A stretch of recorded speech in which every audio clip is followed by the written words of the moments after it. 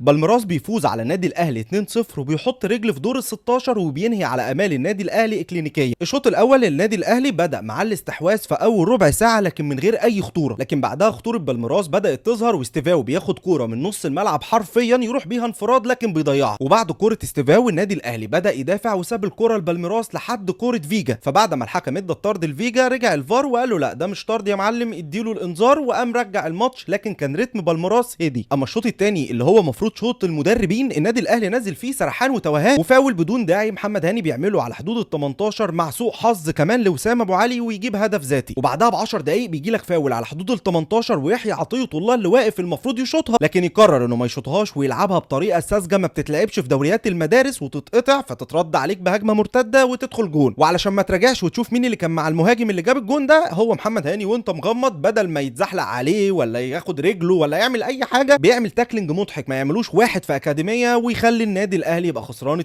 لكن جه الوقت اللي نتكلم فيه بكل صراحه. النادي الاهلي من بدايه البعثه عمل نفس اللي عمله منتخب مصر في كاس العالم روسيا، مفيش تنظيم ولاعيبه رايحه تعمل مقابلات هنا وكل لعيب يطلع بتصريح غير التاني ومفيش حرفيا تركيز في المعسكر بجنيه، وده بان قوي في ماتش انتر ميامي لما يبقى عندك اتنين مصريين في الجهاز الفني اللي هو كابتن محمد يوسف وكابتن عماد النحاس، والمفروض ان دورهم السيطره على اللعيبه علشان كابتن برابيرو ما يعرفش اللعيبه اللي موجوده دي. لكن مع اول اختبار في البطوله والمفروض في ضربه جزاء تريزيجيه بيروح يحل عليها علشان يشوطها واللعيبه تبص للدكه ومحدش يتكلم، لكن نيجي الكابتن برابيرو اللي بقاله 6 سنين بس بيدرب. يعني انا مش فاهم انت جايب مدرب علشان كل ما يجي يحصل حاجه تقول اصل هو ما يعرفش اللعيبه؟ ده واحد معاد جراديشار وديانج وبن شرقي على الدكه، لكن ندي لكل واحد حقه. محمد هاني انت ما تلعبش كوره تاني. يعني ارقام محمد هاني في الماتش: خسر الاستحواذ 6 مرات، 0 عرضيات، ما كسبش اي كور على الارض في 3 مواجهات، الالتحامات الهوائيه 3 ما كسبش ولا التحام، ما خلقش اي فرصه، ارتكب خطا اللي جه منه جول وسام. ودلوقتي النادي الاهلي محتاج شبه معجزه علشان يصعد لدور ال 16. ده كان كل الكلام. انا حابب اعرف رايكم وان شاء الله يمكن الاهلي يكسب ماتش بورتو ونصعد، ما نعرفش ايه اللي يحصل. فقولوا لي رايكم، هل الاهلي خلاص كده ودع البطوله ولا في امل ان الاهلي يصعد لدور ال 16؟